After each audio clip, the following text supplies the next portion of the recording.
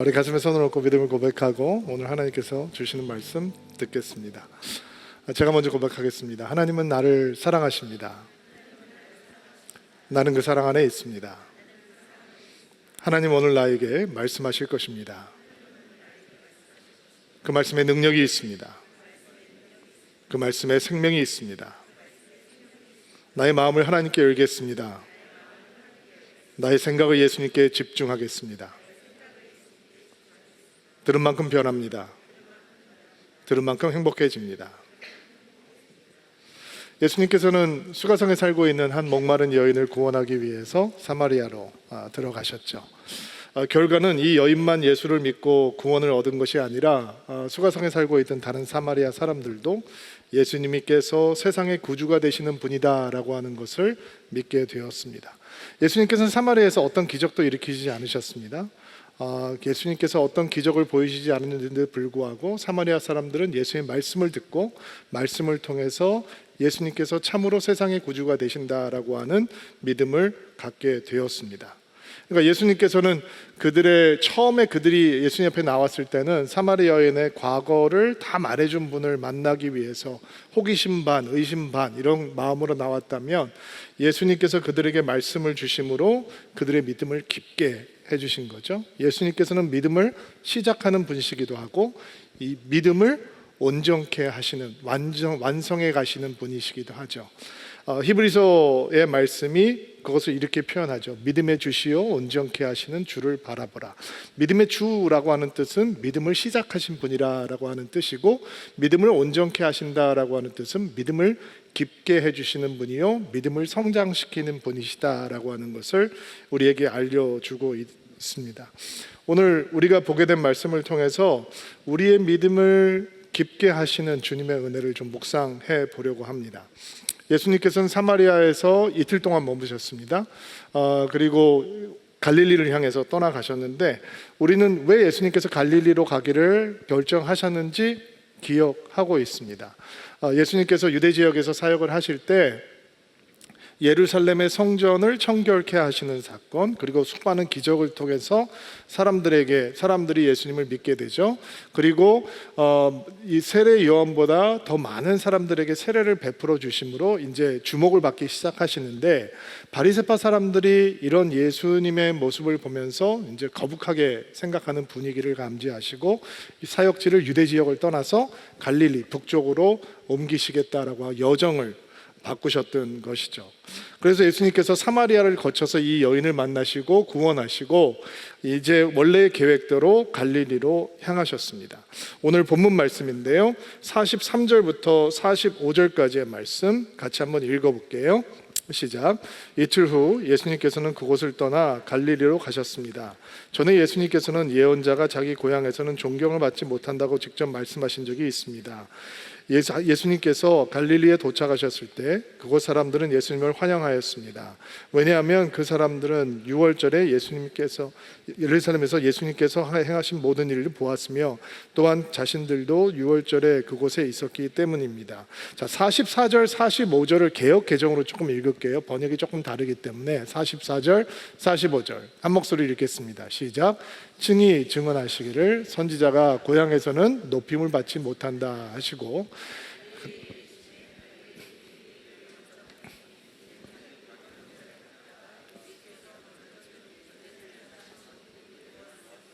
아멘. 자, 한글 성경에서는 44절과 45절 사이에 들어가 있는 이 헬라어 성경의 짧은 단어의 의미가 잘 나타나지 않아요. 원어 성경의 흐름에는 그 짧은 단어가 들어가 있기 때문에 이 흐름이 이렇게 바뀌는 거예요. 한번 들어보세요. 우리가 읽었던 분위기와 헬라어 원어 성경이 우리에게 보여주고 있는 분위기가 어떻게 다른지 한번 느껴보세요. 예수님께서 선지자가 고향에서는 높임을 받지 못한다고 하셨습니다. 그래서 혹은 그러므로 갈릴리로 가셨습니다. 이렇게 문장이 이어지는 거예요. 그리고 갈릴리에 도착했더니 사람들이 예수님을 영접했습니다. 이런 분위기로 이어지고 있는 거예요. 여기서 영접했다라고 하는 말은 우리가 예수님을 영접하는 거하고는 분위기가 좀 다른 거예요. 단순히 예수님을 환영하고 받아들였다라고 정도로 이해하시면 좋을 것 같아요. 그래도 뭔가 이게 흐름이 자연스럽지가 않죠. 우리는 예수님께서 고향에서 배척을 당하셨다라고 하는 것을 다른 복음서의 기록들을 통해서 알고 있어요. 누가복음에서는 예수님께서 메시아 사역을 감당하시는 그 메시아시다라고 하는 것을 이사야 선지자의 말씀을 통해서 확인시켜 주셨는데, 사람들이 화를 내면서 예수님을 낭떠러지에부터 떨어뜨려서 죽이려고 했다라는 말이 등장을 하기도 하고, 마가복음의 기록을 보면 우리가 그의 형제들, 그의 자매들도 알고 있는데 이게 무슨 소리냐라고 하면서 예수님을 배척했다라고 하는 기록들도 나와 있죠. 그런데 여기에 보면 선지자가 고향에서는 배척을 당할 것이다, 높임을 받지 못한다, 존경을 받지 못한다라고 했는데, 갈릴리에 도착하시자 사람들이 예수님을 환영하고 영접했다라고 설명을 해주고 있어요. 그 이유도 명확하게 밝혀주고 있죠. 예루살렘에서 예수님께서 행하신 일들을 보았기 때문에 그들이 예수님을 환영한 것이다 라고 요한은 설명해 주고 있어요.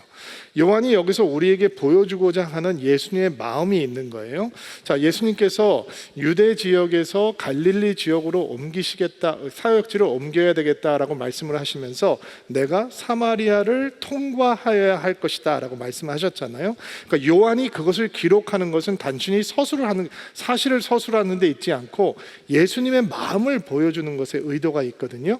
그러니까 한 여인을 구원하기 위해서 나는 반드시 유대 사람들이 꺼려하는 사마리아 땅으로 들어가야 될 것이다 라고 하는 예수님의 마음의 의지를 요한이 보여주고 있는 거예요. 똑같이 여기서 지금 예수님의 사도 요한이 보여주고자 하는 예수님의 단호한 마음이 이 문장의 흐름 속에 있는 거예요. 예수님께서 선지자가 자기의 고향에서는 인정받지 못한다, 높임을 받지 못한다라고 하는 사실을 밝히시고 그래서 갈릴리로 가셨다, 이런 뜻이 되는 거예요. 마음이 보이시나요? 예수님께서는 자기를 배척하고 거절하는 사람들이 있기 때문에 갈릴리로 가시겠다 라고 결정을 하셨다는 것입니다. 우리가 보아야 하는 마음이 바로 여기에 보여지는 예수님의 마음입니다. 여러분, 누가 예수님을 가장 필요로 하는 사람입니까? 예수님이 필요하다고 느끼지도 못하는 사람이 가장 예수님이 필요한 사람들인 거죠.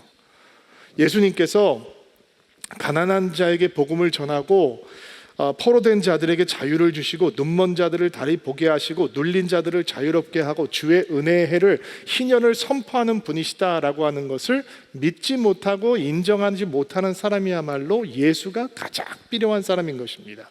예수가 가장 필요한 사람은 누구입니까? 어둠을 너무 사랑하기 때문에 빛을 미워하는 사람들입니다.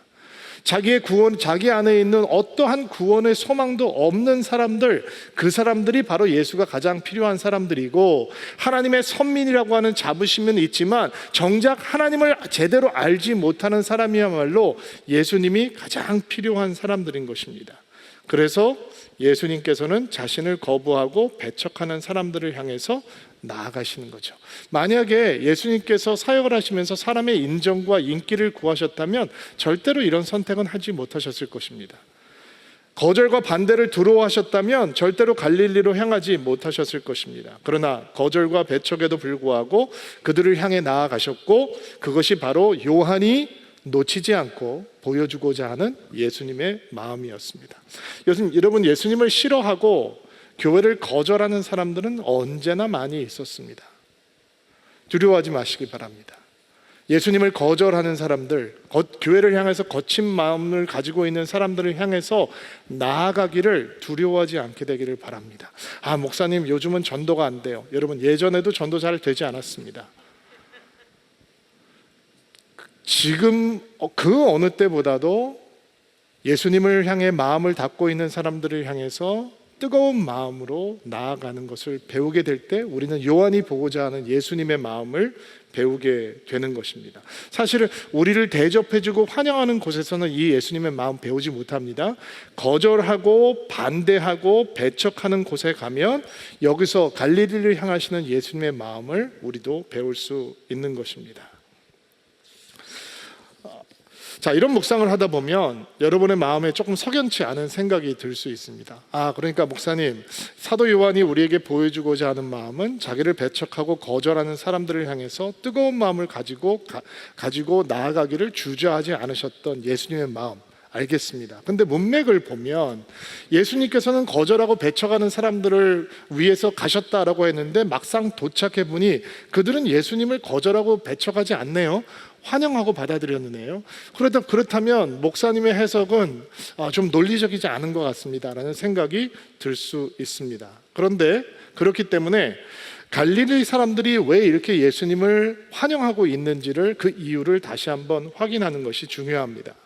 그 이유를 예루살렘에서 예수님께서 보여주셨던 표적들을 보고 믿었기 때문에 예수님을 환영하고 있다라고 요한이 설명을 하고 있죠. 나중에 또 보겠지만 예수님께서는 그러한 모습을 신앙의 모습이라고 하지 않으시고 불신앙의 모습이라고 하셨습니다. 그들의 환영은 예수님을 믿는 것에 근거하는 것이 아니라 또 다른 표적과 이설을 보기 원하는 마음에 예수님을 기쁘게 받아들이고 있는 것입니다. 그것은 예수님께서 기대하시는, 원하시는 믿음과는 거리가 먼 것이었습니다. 사실 우리가 오늘 묵상하게 될 메인 캐릭터는, 메인 인물은 이 군중이 아닙니다. 왕의 신하라고 하는 아픈 아들을 가지고 있었던 한 아버지입니다. 그가 메인 인물인데, 그러나 그 군중이 보이고 있는 예수님을 향한 믿음과 그리고 마음의 정체, 그리고 이 아버지가 가지고 있는 예수님을 향해 가지고 있는 믿음과 마음의 정체는 그렇게 다르지 않습니다. 비슷한 수준입니다. 그러나 엔딩은 확연하게 다릅니다. 왕의 신하의 믿음은 예수님을 향한 신앙으로, 그리고 구원으로, 그리고 가족의 구원으로 이어지고, 군중들은 여전히 볼거리를 찾아 헤매는, 표적을 찾아 헤매는 얄팍한 사람들의 수준에 머물러 있게 되는 것입니다. 그러면 이 아버지가 자기 스스로의 노력으로 이 예수님을 향한 믿음을 갖게 되는 것이냐? 그렇지 않습니다. 예수님께서 믿음이 없는 이 아버지를, 작은 믿음의 씨앗을 가지고 있는 이 아버지를 한 걸음씩 한 걸음씩 주님 앞에 인도하셔서 정말 예수님을 제대로 믿고 구원을 받은 백성으로 인도해 주시는 것을 보게 됩니다. 그게 오늘 우리가 사모해야 되는 주님의 은혜입니다. 46절부터 47절 말씀 같이 한번 볼게요. 읽어주세요. 시작. 예수님께서는 갈릴리 가나를 또 방문하셨습니다. 이곳은 예수님께서 물과 포도주를 만드셨던 곳입니다. 이곳에는 높은 지위를 가진 왕의 신하 한 사람이 살고 있었습니다. 그 신하의 아들은 병에 걸려 가버나움에 있었습니다. 왕의 신하는 예수님께서 유대 지방에서 오셨다는 소식을 듣고 예수님께 찾아가 가버나움으로 오셔서 자기 아들을 낫게 해달라고 간청하였습니다. 신하의 아들은 거의 죽기 직전에 있었습니다. 자, 가나에 이르셨을 때 왕을 섬기는 신하가 예수님을 찾아옵니다. 가버나움에서 가나까지는 한 34km 정도 되는 거리인데요. 아들이 거의 죽게 되자 예수님께서 갈릴리로 오셨다라고 하는 소식을 듣고 도움을 청하기 위해서 가나로 온 것입니다. 함께 가버나움으로 가셔서 빨리 아들을 위해서 기도해 주시고 아들을 고쳐 주십시오, 이런 요청을 하게 되는 거죠.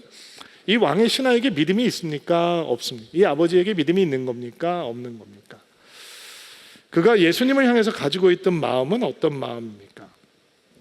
그가 왜 예수님께 나왔습니까? 아들이 아프기 때문에 나왔죠. 아마 아들을 위해서 안 해본 게 없었을 거예요. 왕을 섬기는 신하니까 왕의 건강을 도와주는 의사들도 있었을 것이고, 모든 약 재료들도 다 구할 수 있는 힘과 능력이 있었을 것이고, 돈도 있었을 것이고, 인맥도 있었을 것이고, 그럼에도 불구하고 그 어느 것도 이 아들을 병을 고칠 수가 없었습니다. 아무것도 소용이 없었습니다. 근데 예수님에 대한 소문을 듣는 거죠.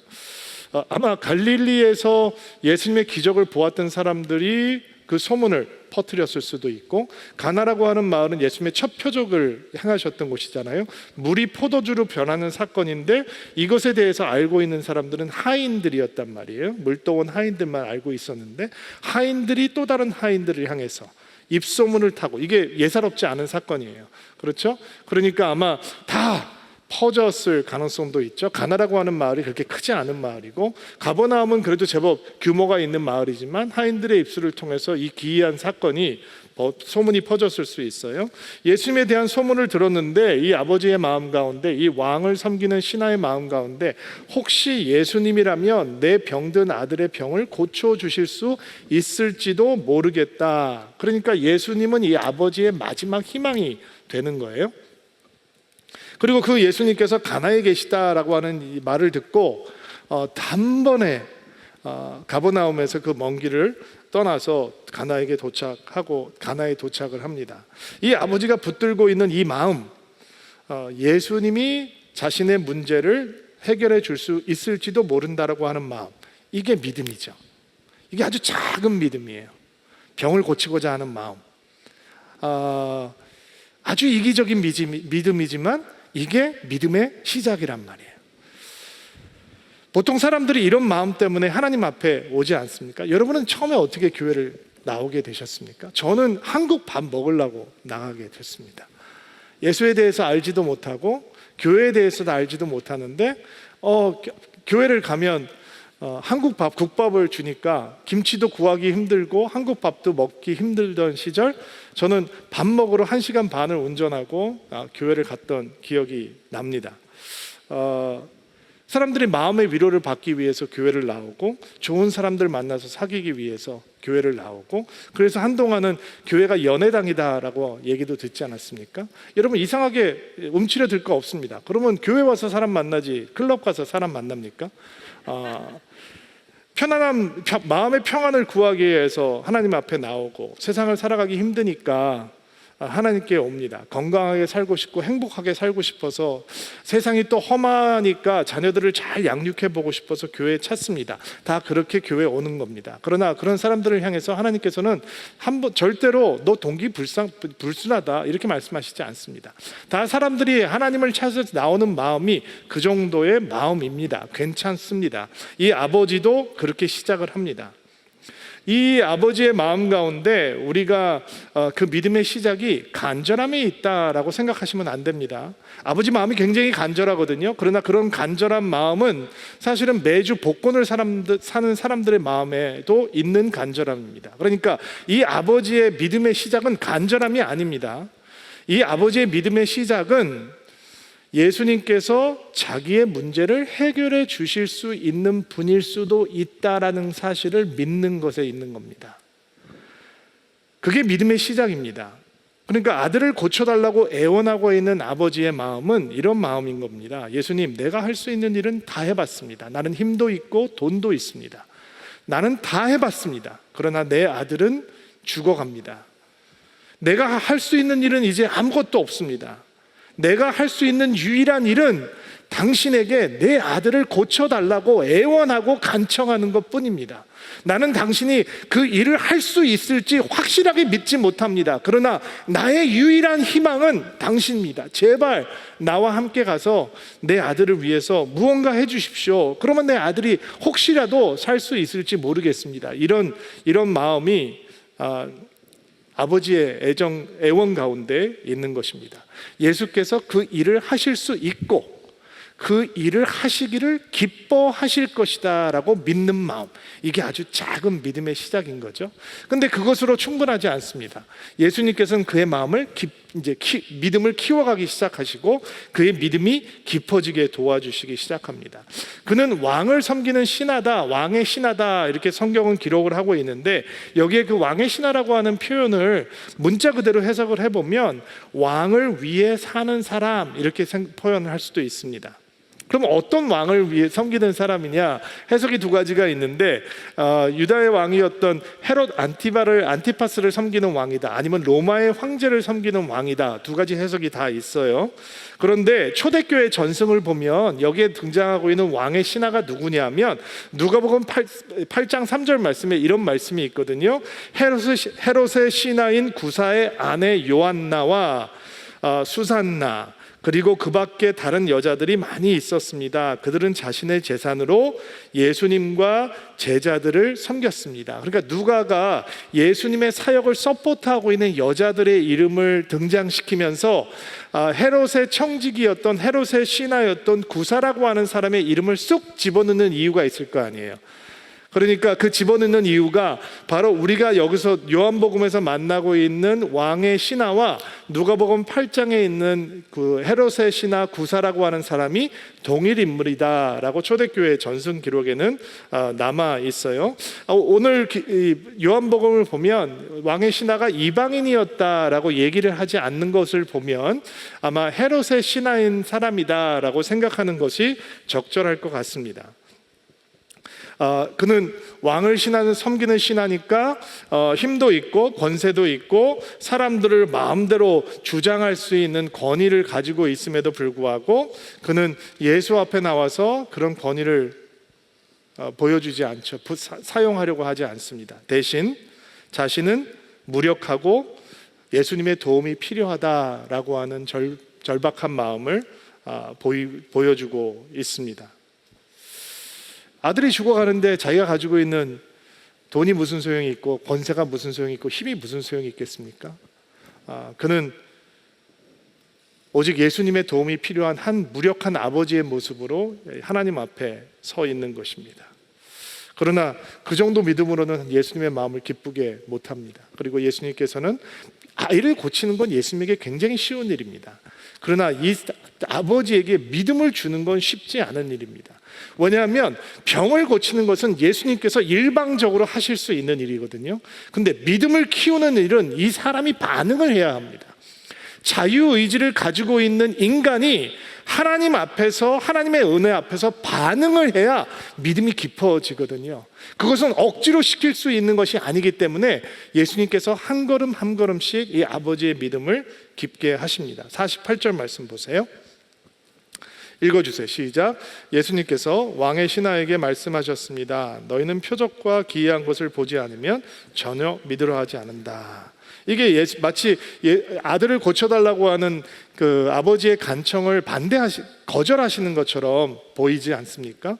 여기에서 주어가 너희예요. 너희 1인칭 복수죠. 그러니까 예수님을 향해서 환영하고 열광하고 있는 군중, 그리고 아들을 고쳐달라고 애원하고 간청하고 매달리고 있는 아버지, 이 사람들의 마음속에 있는 믿음의 실체라고 하는 것은 뭐냐면 표적과 이사를 보지 못하면 도무지 믿으려고 하지 않는 수준의 믿음인 것이죠.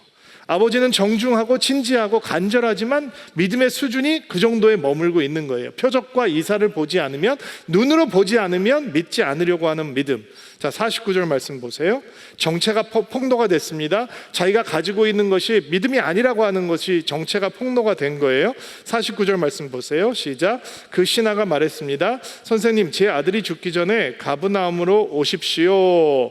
자신의 믿음이 없음이 드러났지만 그는 예수님을 향해서 간청을 멈추지 않고 있습니다. 여기에서 아버지의 간청하는 모습은 한번 이렇게 예수님한테 애원하고 끝나는 것이 아니라 애원하고 또 애원하고 간청하고 또 간청하고 반복해서 주님 앞에 도움을 요청하는 그런 모습을 보여주고 있는 거예요.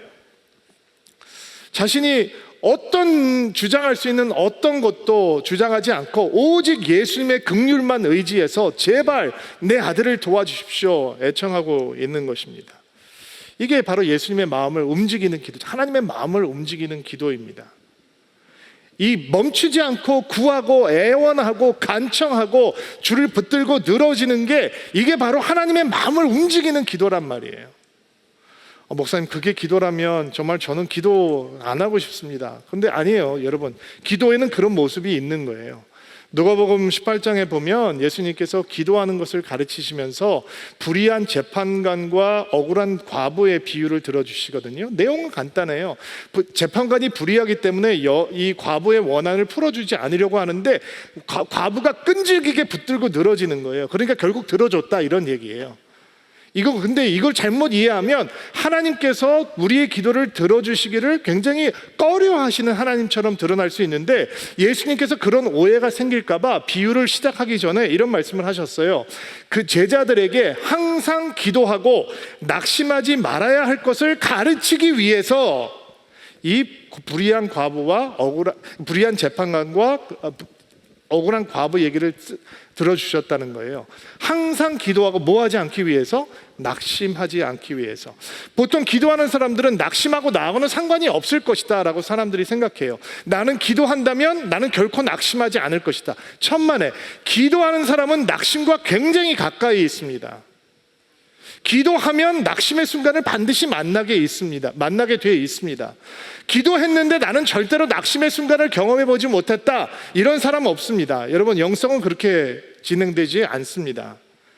그래서 예수님의 말씀에 귀를 기울하는 거죠. 항상 기도하고 낙심하지 않게 하기 위해서 예수님께서 우리에게 알려주시는 것이 있습니다. 여러분, 기도하는 사람들은 낙심의 순간을 만나는 순간 끊어지지 않는 기도, 끊기지 않는 기도, 낙심하지 않는 기도, 인내하는 기도를 배워야 하는 것입니다. 기도를 멈춰야 할 이유가 보일 때, 그때야말로 기도해야 되는 때라는 것입니다. 기도해도 무력하다고 느껴질 때, 기도해도 소용없네 라고 느낄 때 기도가 더욱 뜨거워져야 하는 때라는 것이죠.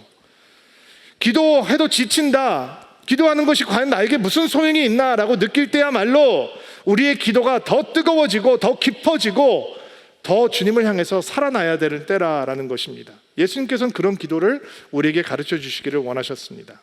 여러분, 끊어지지 않는 기도는 불굴의 의지에서 나오는 거 아닙니다. 이 끊어지지 않는 기도, 낙심하지 않는 기도는 선하신 하나님의 은혜에 대한 신뢰로부터 나오는 것입니다. 나의 기도를 응답하실 수 있을 뿐만 아니라 나의 기도를 응답하시기를 기뻐하신다라고 하는 하나님에 대한 흔들리지 않는 트러스트, 신뢰가 우리로 하여금 기도의 순간을 멈추지 않는, 끊어지지 않는 기도, 낙심에 무너지지 않는 기도를 하게 만들어주는 것입니다.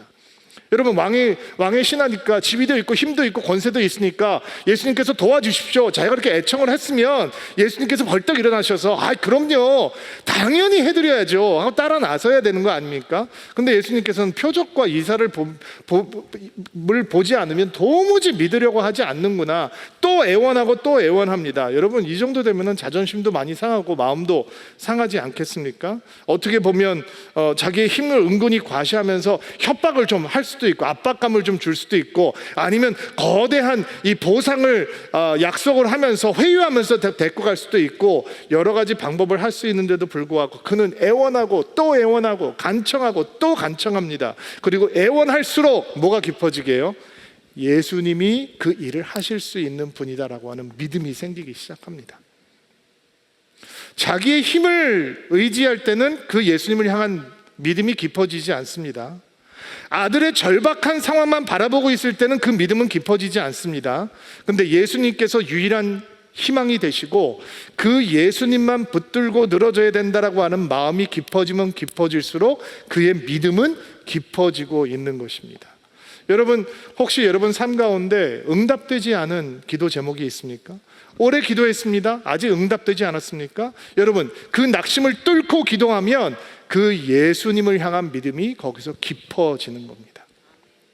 기도가 응답됐다고 우리의 믿음이 깊어지는 거 아닙니다. 하나님께서 여러분의 기도를 얼마나 많이 응답하셨습니까? 그러나 우리의 믿음은 깊어지지 않는 경우가 훨씬 더 많았습니다.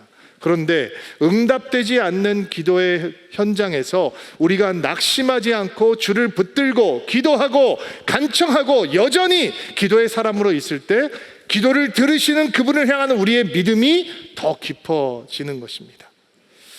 이게 놀라운 은혜죠.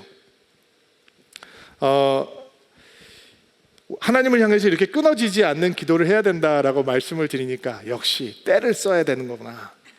애들도 엄마한테 원하는 것을 얻으려면 때를 써야 되듯이, 그러면 기도가 때를 쓰는 것인가, 이렇게 생각하시면 안 됩니다. 여러분, 낙심하지 않고 기도하는 것과 하나님 앞에 때를 쓰는 기도를 어떻게 구분할 수 있을까요? 나의 방식을, 내가 원하는 방식을 고집하면 하나님 이렇게 응답하셔야 됩니다라고 하는 내 고정관념을 깨버리지 못하면 떼쓰는 수준에 머물게 되는 것입니다. 자, 이 아버지가 어떤 기대감을 갖고 가나를 찾아왔을까요? 예수님에게 요청을 하면 가버나움으로 같이 가주실 거다. 아들이 있는데 오셔서 안수를 하든 기도하든 그러면 나을 수 있을 것이다. 이런 실가닥 같은 소망을 가지고 온 거예요.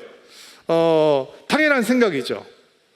그런데 예수님을 자기의 수준으로 끌어내리는 그런 얄팍한 생각인 거예요. 예수님께서는 기적을 베풀 수 있는 분이지만 내 수준으로 가버나움에 오셔서 내 아들에게 손을 얹고 기도하시면 뭔가 거기서 액션이 일어날 거다, 기적이 일어날 거다라고 생각하는 거죠. 여러분, 구약에 나와 있는 나아만이라고 하는 군대 장관 기억하시죠? 문둥병에 걸렸어요. 근데 히브리 여종이 엘리사라고 하는 선지자가 있는데 그에게 가면 고칠 수 있습니다. 그래서 왕의 허락을 받고 큰 보물을 가지고 이스라엘 땅으로 들어옵니다. 근데 이 아람의 군대 장관이니까 자기가 도착하면 엘리사가 뛰어나와서 황공합니다. 이 누추한 것을 찾아주셨네요. 당연히 고쳐드려야 되죠. 막 이러면서 해야 되는데 얼굴도 보여주지 않고 종을 시켜서 가서 요단강에서 몸 7번 씻으십시오 이렇게 얘기합니다. 화가 납니다. 왜냐하면 왜 화가 나느냐? 자기 기대감과 다르기 때문입니다. 자기가 생각했던 기적의 수준이 있거든요. 나아만이라고 하는 사람이 이스라엘을 찾았을 때 엘리야라고 하는 선지자가 나와서 뭔가 거룩한 모습으로 여호와의 이름을 부르면서 자기에게 손을 얹고 기도하면서 이렇게 고쳐줄 줄 알았다는 거예요. 근데 자기에게 들은 말은 종이 나와서 가서 7번 목욕하래요. 그러니까 화를 내는 거예요. 다마스에는 강이 없냐? 이 요단강보다 훨씬 좋은 강들이 많이 있다. 근데 기적은 언제 일어나죠? 끝까지 순종할 때 기적이 일어나는 거죠. 이 아버지가 큰 도전을 만나게 됩니다. 그가 가지고 있던 고정관념, 자기 수준의 기적은 뭐냐면 그렇게 자기가 애절하게 이렇게 애원하면 예수께서 가버나움으로 오셔서 뭔가 아들을 위해서 해 주실 거라고 생각하는 거죠. 근데 완전히 다른 하나님의 응답이 주어집니다. 50절 말씀 읽어볼게요. 시작. 예수님께서 대답하셨습니다. 가시오, 당신 아들은 살 것이요. 그 사람은 예수님께서 자기에게 하신 말씀을 믿고 집으로 갔습니다. 가시오, go! 떠나시오. 당신 아들은 살 것이요. 여러분, 같이 가주셔야죠. 근데 아무것도 안 하고 기도를 한 것도 아니고 그러면 좀 생각을 해봅시다. 내가 이게 멀리 볼 수 있는 능력이 있으니까 당신 아들이 죽어가고 있는데 살아날 것이다. 뭐 이렇게 보여주든지 뭔가 이 아버지가 이해할 수 있는 것이 있어야 되는데 떠나세요. 당신 아들 살 거예요. 이게 받아들이기 힘든 거죠. 여러분 같으면 예수님을 뒤로 하고 가버나움으로 돌아갈 수 있겠습니까? 나 같으면 업어서라도 같이 가야 될 것 같다라는 생각이 듭니다.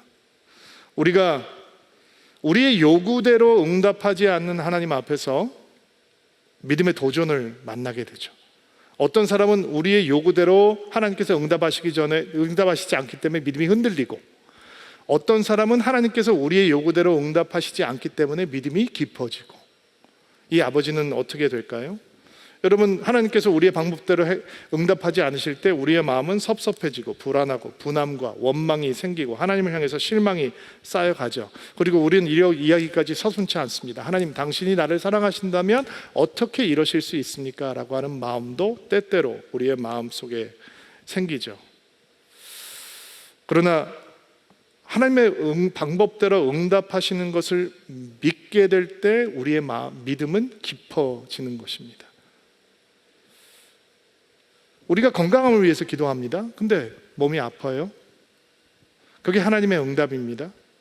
그랬더니 내가 쓸데없는데 힘을 써버리지 않고 오직 절제하는 삶을 살게 됩니다.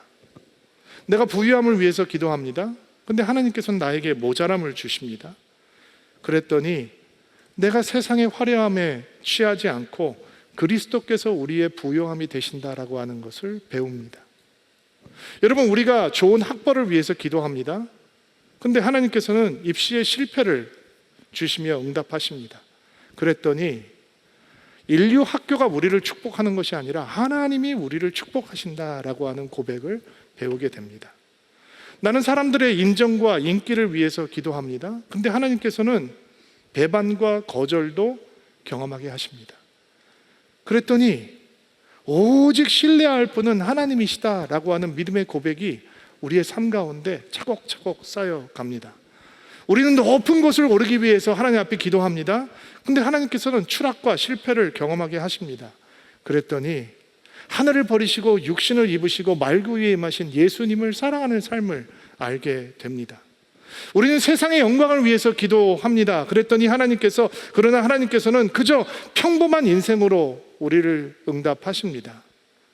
그랬더니 그런 평범한 나를 위해서 피 흘려 죽으신 예수님의 사랑이 얼마나 놀라운 사랑인지 우리는 배우게 되는 것입니다.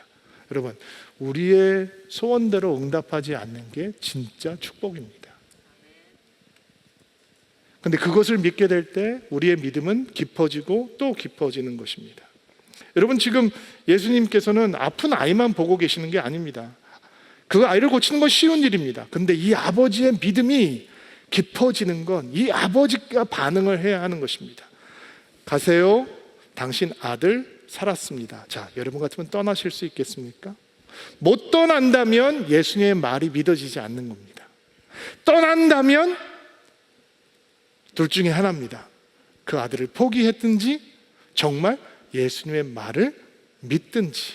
이 아빠는 어땠을까? 이 아들이 아버지 된 왕의 신하가 진짜 예수님의 말씀을 듣고 떠납니다. 역사가 언제 일어났을까라는 생각을 해봅니다. 예수님께서 말씀하셨을 때일까? 이 아버지가 떠났을 때일까? 그리고 떠나가는 길에 자기 하인들을 만납니다. 아들이 병이 나으니까 너무 흥분을 해서 기쁜 소식을 주인에게 전하기 위해서 또 그 먼 길을 달려온 하인들을 만나게 됩니다. 근데 이 아버지 믿음을 보세요. 언제 나았냐라고 물어봅니다. 그랬더니 예수님께서 그렇게 말씀하셨던 시기와 아들의 병이 나았던 때가 오후 1시였다라는 것을 확인하게 되죠. 만약에 이야기가 거기서 끝난다면 오늘 설교 제목을 바꿔야 됩니다. 깊어지는 믿음이라고 하는 것은 없으니까요. 그런데 오늘 이야기는 그렇게 끝나지 않습니다.